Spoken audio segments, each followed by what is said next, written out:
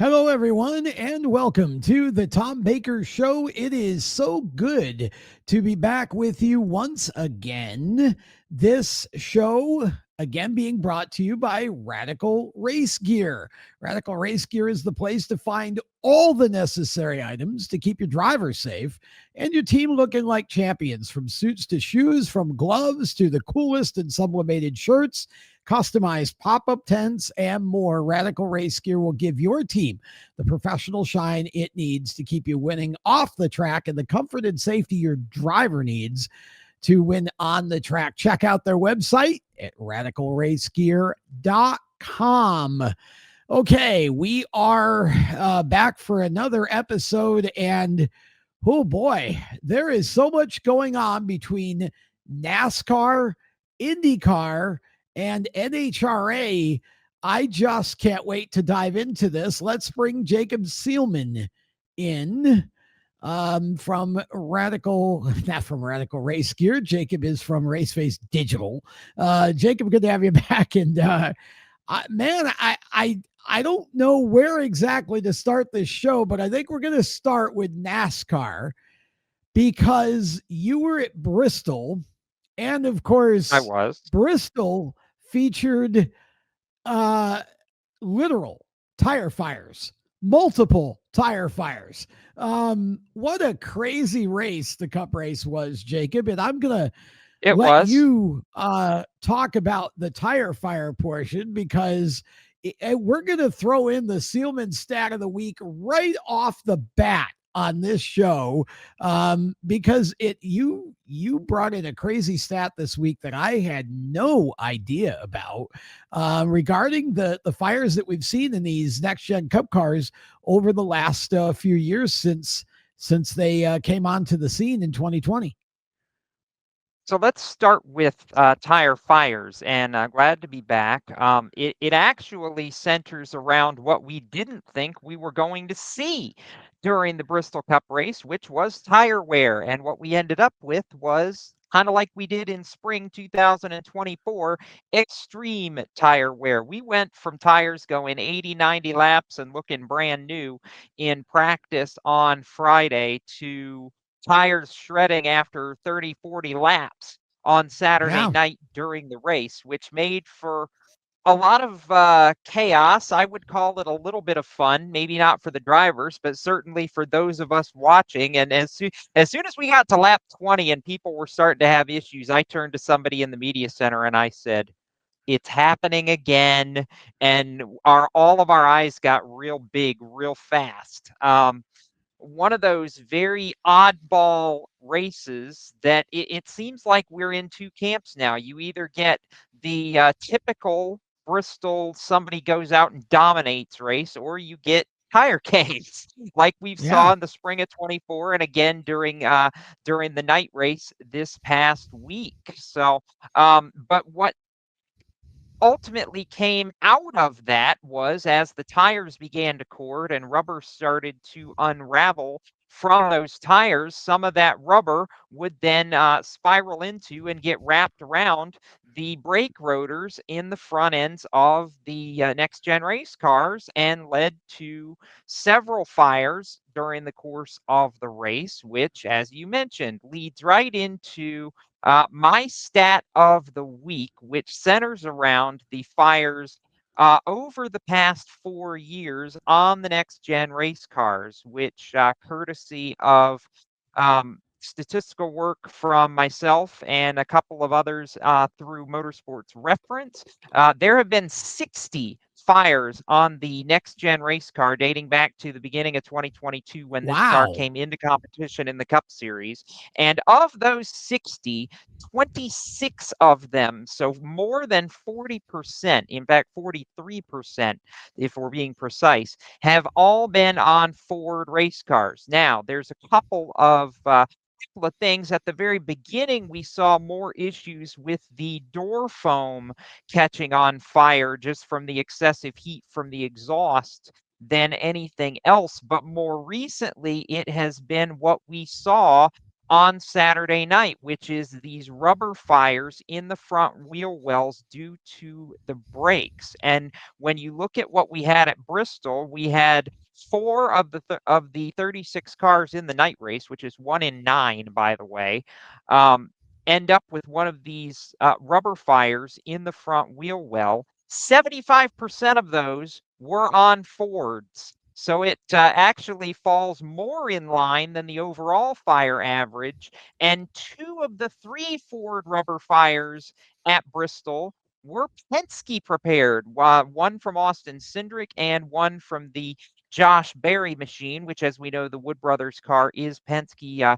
It is also prepared in the Penske process these days. And this is bigger picture, Tom, even going back to over the last 2 years. Of the rubber fires we've had since the beginning of 2024, more than half of them have been on Fords, whereas only 1 in every 7 have been on a Chevrolet and two of every 7 on a Toyota. So whether it's engineering, coincidence, or sheer dumb luck, the Fords have a fire problem, and it's just one of those things where I don't know that I can totally explain it, except to say that there are a lot of engineers a lot smarter than me that I guarantee are back in race shops here in the greater Charlotte and Mooresville area working on this, because it's the kind of thing you don't want to see. That being said, we see it more at short tracks because of the extreme brake heat. And Yeah, I think, honestly, um, when I look at this as a big picture thing, first of all, the fact that Ford has been responsible for such a high percentage of the fires, it makes you wonder what it is inherent in the Ford car that makes it susceptible to this. And then I think the other piece to this would be that you look at the fact that a lot of it's been isolated to Penske cars. You do have to wonder. I mean, um, this was a huge part of what we saw on Saturday night, and it definitely impacted not only the race itself, the results of the yeah, race, but had some impact on the playoffs. So yeah, it was. I mean, I thought the race was phenomenal, honestly, and I loved the tire wear, Jacob. I just am not 100% sure what we do or what the Fords need to do to prevent this from happening again. I know we don't yeah, want I tires to agree. continue to shred the way they did, but I think we do want the fall off, because that's the only thing that's giving us this sort of comers and goers aspect to the short track piece right now.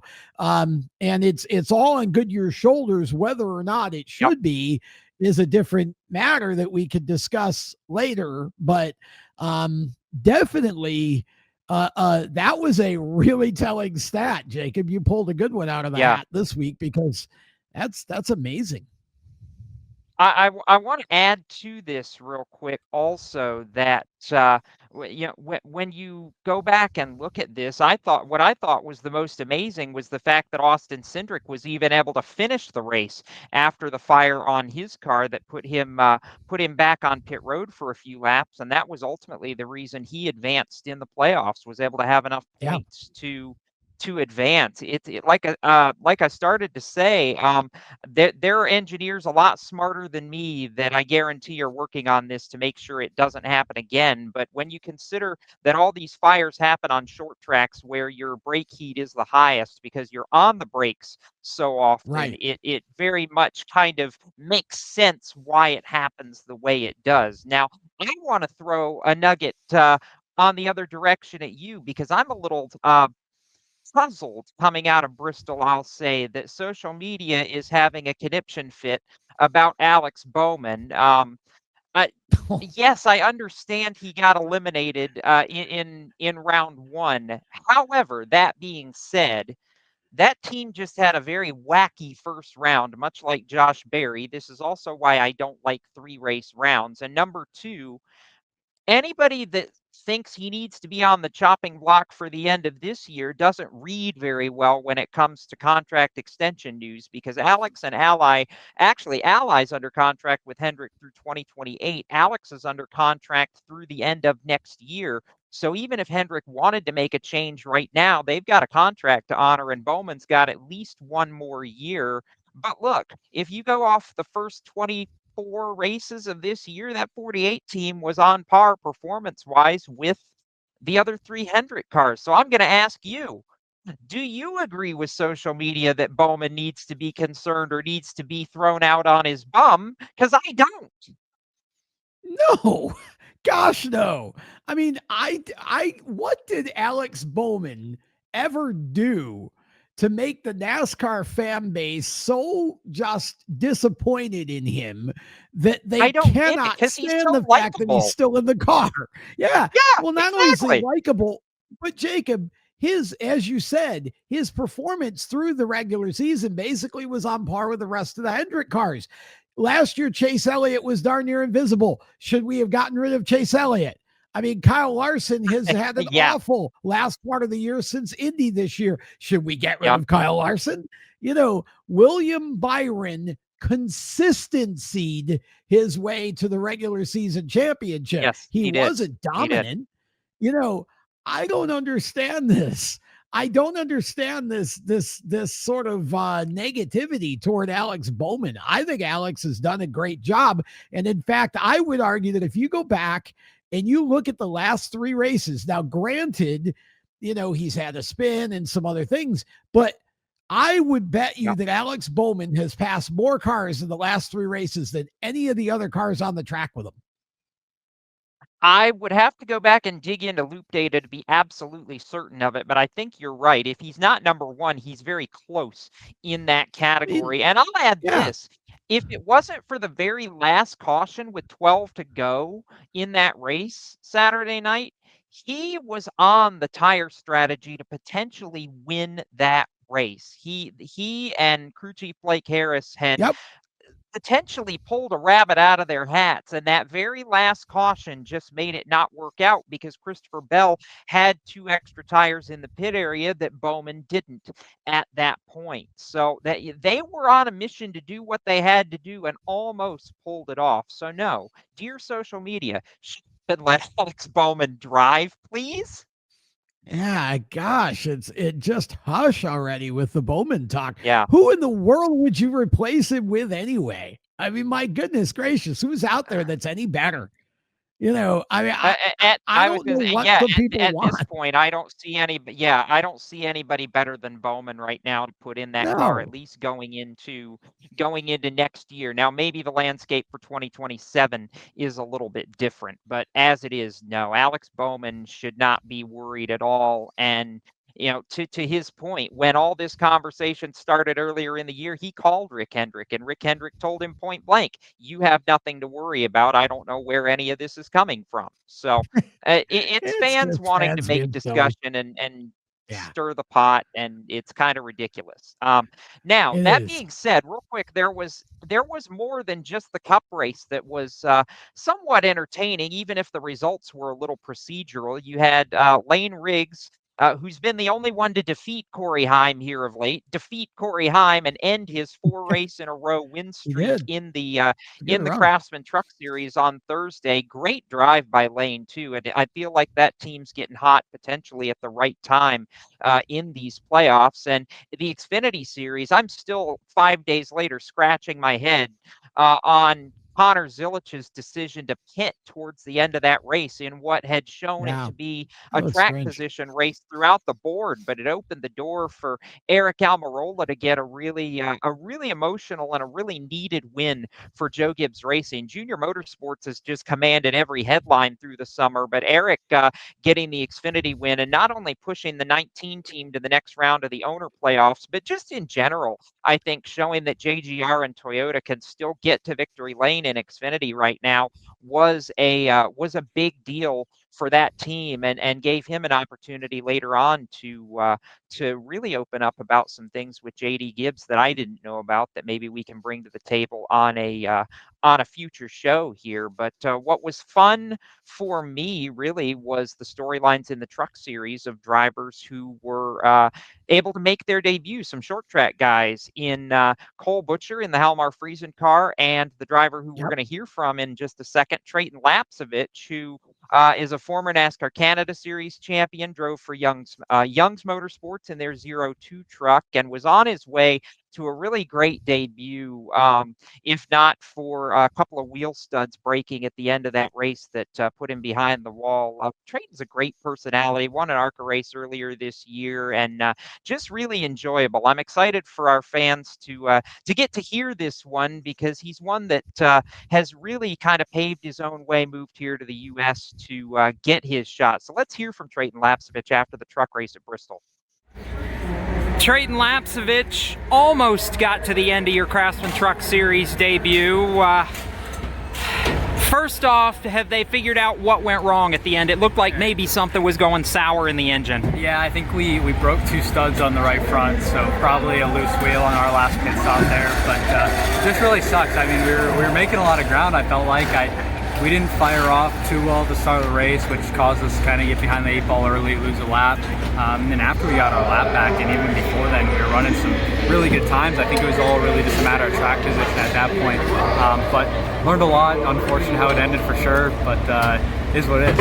Obviously, you've been in the ARCA car, won in the ARCA car a couple times this year. What was the truck like by comparison? Way different. Way different in comparison to the tracks that I've run the ARCA car That's fair. Right? Because Phoenix is so flat, and then Berlin's so much slower than here. But no, it was a lot different to get used to. Just so little time in practice. I don't think I got too comfortable in practice quite where I needed to be, and qualifying, kind of getting there. Probably needed to push a little bit harder in qualifying, but we were just on a little bit on the free side for sure before the track rubbered up. But in the race, it just kind of come to me. I felt like if we fired off better and got the track position early, we would have been in a much better spot. You've had to kind of scrap for every opportunity you could get this year.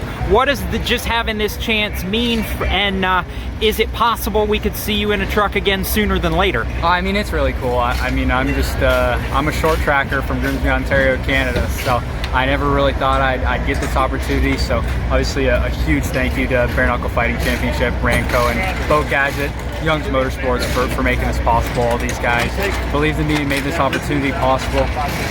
Hopefully, I hope to be in the truck again this year. This was a good experience, and I don't feel like we got the finish we deserved. And up until then, we were going to run pretty decent. I felt like in a really tough field of cars, in a race where there really wasn't much attrition either. So hopefully we'll make another start this year. I do want to say quick this year, obviously you weren't able to put a full season together in the States, but is your goal to be able to stay south of the border here and try to come up with more opportunities? Yeah, it is. We've been running our family late model as much as we could this year, just to stay in the seat, and then obviously get those ARCA opportunities at Phoenix and Berlin means a lot for sure. So we've been trying to get as much track time as we can with kind of how the season's been. It didn't fire off how we wanted to with not having a full-time ride anywhere. It makes it tough, but it's been a pretty successful season considering all that. Treyten Lapcevich, he is definitely a driver that if he could just get the opportunity to compete full-time in the Craftsman Truck Series, I wholeheartedly believe that Treyten would turn into a contender and win races in that series. He just needs the chance. With that, we are going to step aside. When we come back, we are going to talk IndyCar, and we're going to talk NHRA, because boy, has that series been busy on the newswire this week. Back with more of the show after this. Attention track and series owners, elevate your fan experience with the TrackTune app. TrackTune works with your PA system. Fans and teams at the track can hear the announcers through their phones, ensuring everyone hears race calls, sponsor plugs, and more during race nights. It's simple to set up, affordable, and free for fans to download and enjoy. Visit tracktune.live for all the details. and join tracks nationwide on the app today. For over 50 years, FHS Superior Synthetic Oil has powered high-performance engines with unbeatable protection and speed. Whether it's drag racing, go-karts, sprint cars, stock cars, or your daily driver, FHS stands for high speed and delivers every time. Their advanced synthetic oils boost your engine's responsiveness, acceleration, and efficiency, giving you the winning edge on every lap. Visit FHSoil.com today to find the right products for your engine. FHSoil.com.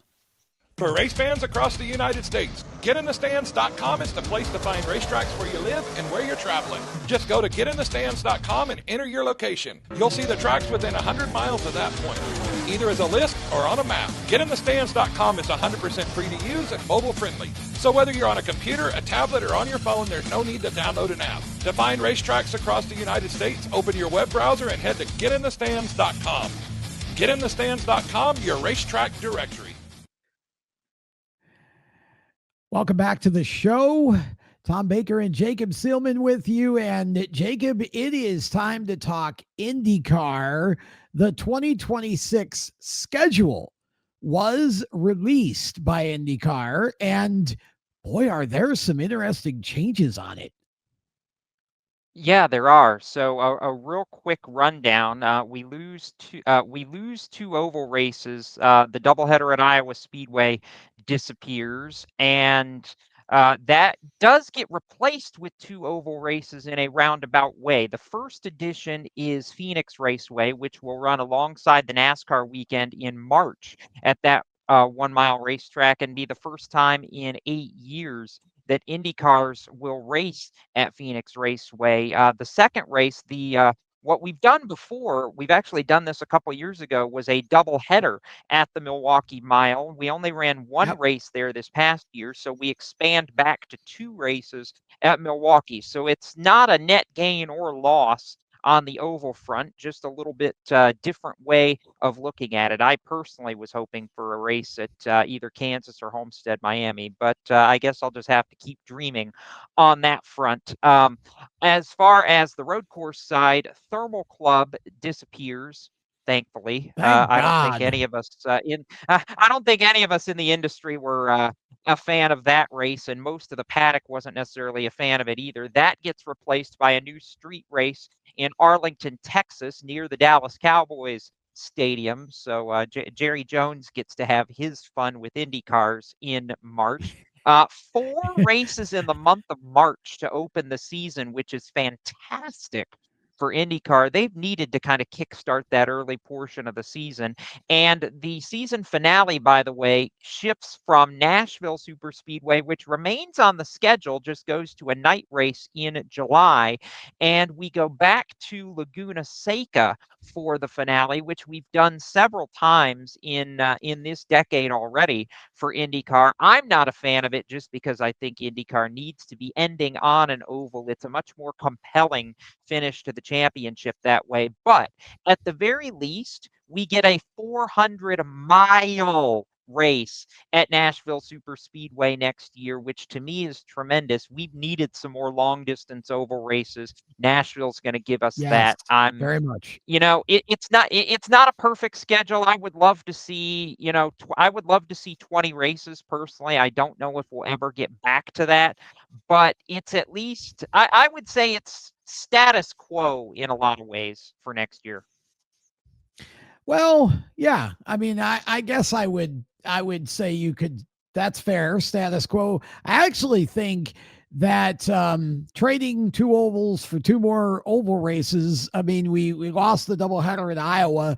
We gained 1 Phoenix and 1 more Milwaukee to make up for it.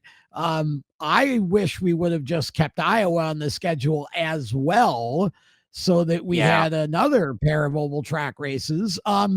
I'll reserve judgment on the street race in Arlington until we see how it works out. I'm not generally a fan of street courses, but some of them are entertaining, and you are right. Jerry Jones gets to have a little fun. Somebody is going to win something in Dallas next year.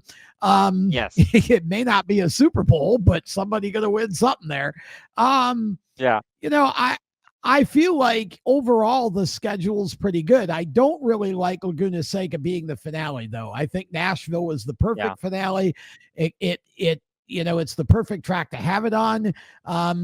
But it somehow makes sense to me that a series full of folks who are kind of into wine and cheese would want to end in one country in California. So here we are, right? So the schedule for me gets basically 2 thumbs up. I'll give it 2 thumbs up.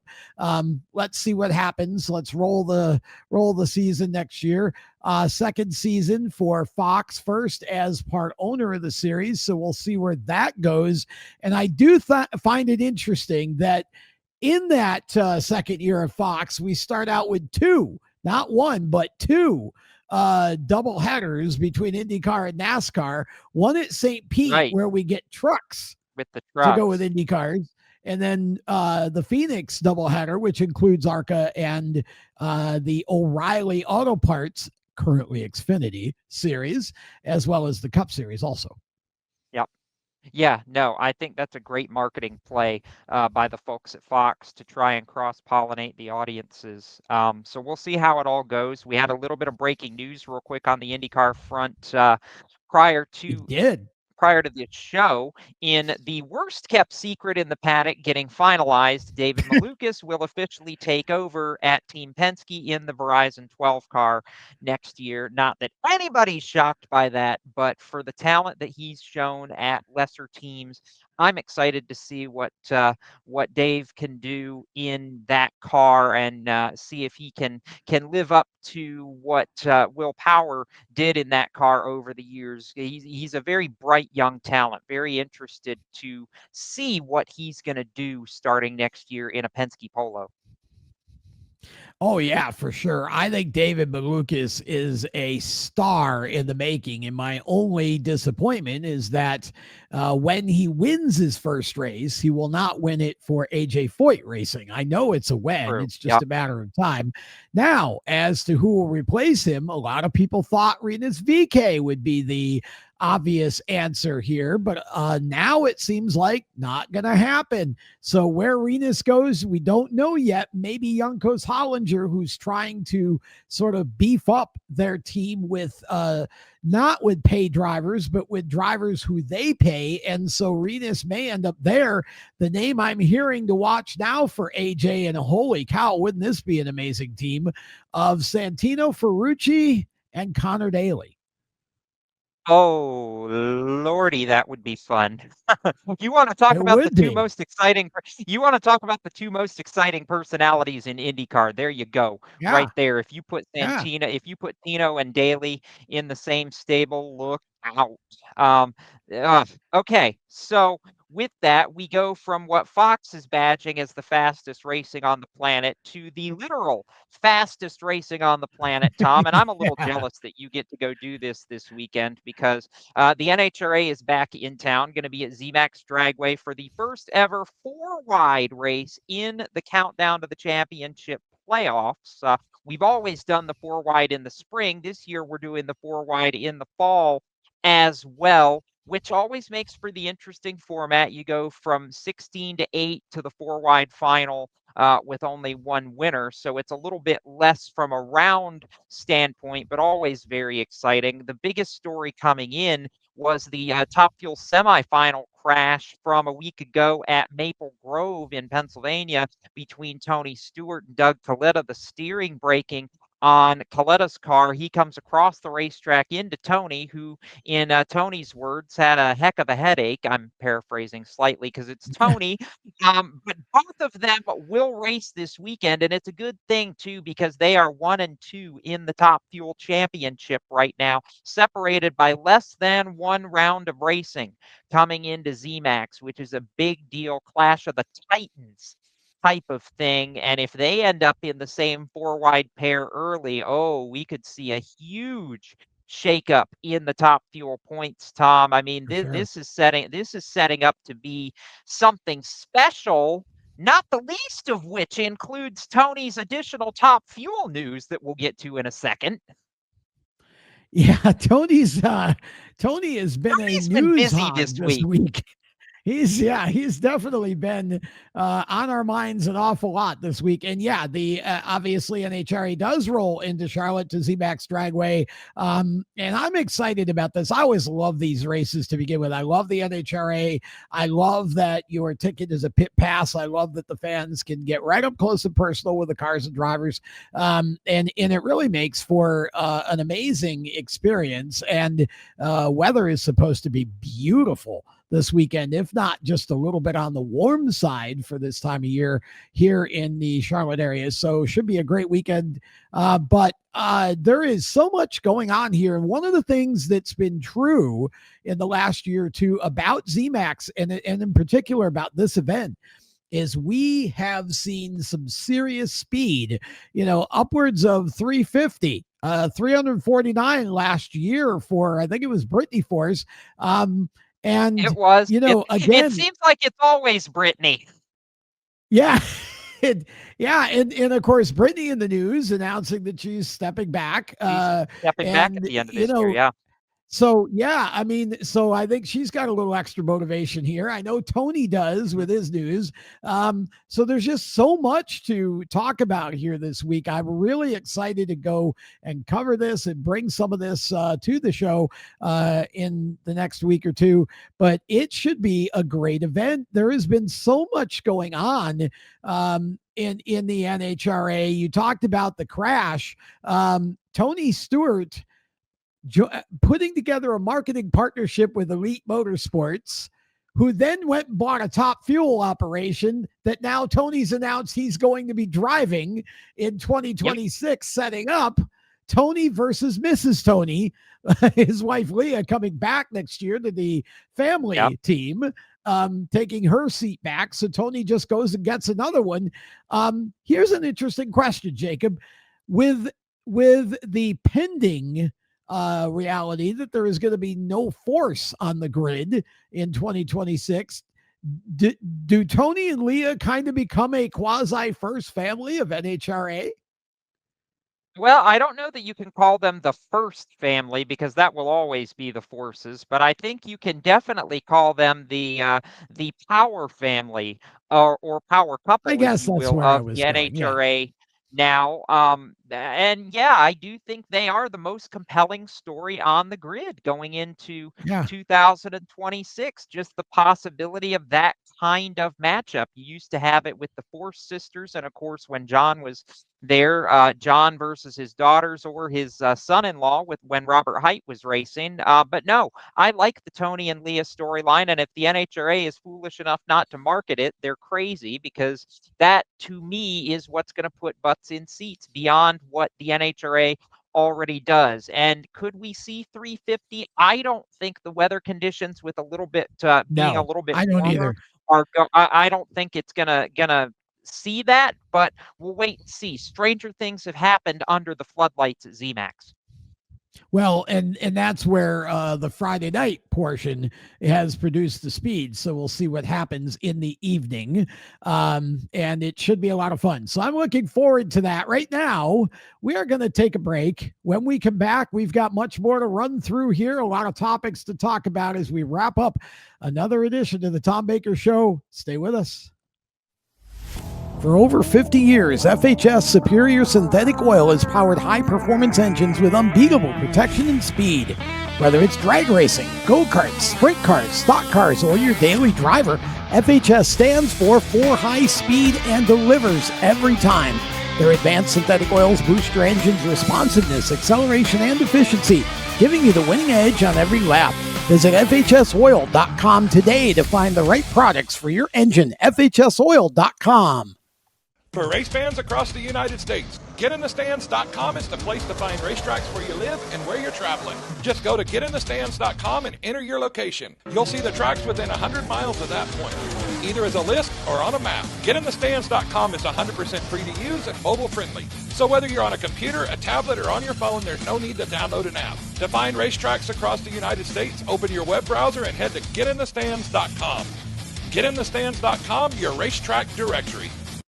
Attention track and series owners, elevate your fan experience with the TrackTune app. TrackTune works with your PA system. Fans and teams at the track can hear the announcers through their phones, ensuring everyone hears race calls, sponsor plugs, and more during race nights. It's simple to set up, affordable, and free for fans to download and enjoy. Visit tracktune.live for all the details and join tracks nationwide on the app today. Welcome back to the show. Our final segment. It is our last lap segment, and this is the segment where Jacob gets to drive the bus for a little while. So fire away, Jacob. All right, so we were talking about Tony Stewart being newsworthy. I'm going to throw the one more bullet into this, that his sprint car team said, hey, we want to get in on the fun, and announced that none other than Rico Abreu is going to drive for Tony Stewart Kurt Agajanian Racing next year, and they will leave the World of Outlaws and go high limit racing with the Rival Series for 2026. It's going to keep Rico's number of 24, but in a more TSR font, a combination of Tony's partners and Rico's current partners, with Rico's crew members from this year going to be part of this. So, Tom, how many races is TSR and Rico going to win together next year? Over under. Over under probably 10, I'd say. I like it because they hit 10. They hit 10 this week at Lawrenceburg with high limits. So that's what I'm saying. I think this could be a very powerful team. I love that they're basically combining forces. This brings Rico's crew chief to TSR, who happens to be the crew chief that was there when Donnie took over TSR. And so it's kind of a reuniting of the band, as Tony put it. I think this has the chance to be a very powerful force. And I did catch the fact that Rico said no Chili Bowl in 2026. All he's running is 410 sprint cars for Tony Stewart Racing. So we'll miss Rico at the Chili Bowl, but this has got the chance to be a really big part of the 2026 high limit season. I don't blame Rico for the Chili Bowl decision. I think he wants to put all his momentum behind making sure next year is brilliant with TSR. Yes. I think that's the smart choice. Cars Tour action. It was the Caden and Keelan show, if you will, at South Boston Speedway most recently, with a little bit of drama, not on the pro late model side. Keelan Harvick winning his third race of the year in pretty dominant fashion, by the way, over Ben Mayer, Brandon Lopez. Harrison Burton, shout out to him in fourth for Rick Ware Racing, and Isaac Kitzmiller, who came to the pro late models off at the ARCA East Championship at Bristol, by the way. Congrats to Isaac for that. The late model stock race, shocker, was where all the drama came in. Minnie Tyrell spinning Tristan McKee out of the lead. Race control said, no, sir, that's not going to work. And Caden Honeycutt ultimately inherits the lead and goes on to win that race over Connor Jones. So one of those moments where you just kind of sit back, shake your head, and chuckle, because it's a lot of young kids wanting to make a point, make their mark, and Race Control finally decided enough was enough this season, which they haven't done a lot in Cars Tour this year, Tom. So do you agree with them finally stepping up and making the penalty on Tyrell for his move? Oh, sure. Well, I think you had to, and I think many understood that he messed up, and they had had a couple of disagreements prior to that in the race as that led up to that, and so I don't think many spun him on purpose. He just got into him, and Tristan spun, but you gotta put many to the back for that, I think. And the big thing that I found interesting is that it benefits Caden Honeycutt, and Caden gets the win. And this is a young man who things are going fairly well for him right now. He's got a good opportunity in the 52 absolutely. Truck. He's doing well with that. And, by the way, to your point about Keelan Harvick winning his third race and Harrison Burton being back in the late model, Jeff Burton said Harrison called him early in the day on race day. And Jeff said, what's going on? And Harrison said, I'm getting ready to get my ass kicked by a 14-year-old. So he prophesied that win by Keelan Harvick. And I think everybody saw it coming. The kid is just good. He is a really good racer who's learning very quickly, and I love seeing it. The Cars Tour is a very, very interesting thing to watch this year, as always. And there it's getting down to crunch time here for them with points too. Should be fun to watch the rest of the season there. Landon Lewis ended up 4th in late model stock. Just for context, Connor Hall had a terrible night. Landon's got, I think, an 18-point lead, expanded that lead to 18 points going into the final 2 races of the year. So he kind of put himself in the driver's seat a bit. Last subject in the last lap is your favorite, obviously, the Super Modifieds. John Burr Memorial at Evans Mills Speedway up in New York, the ISMA Classic. Shocker, Mike McVetta won a Super Modified race. Where have I seen that movie before? Super modified race and a super modified championship again. Mike did a good job. It was a great race.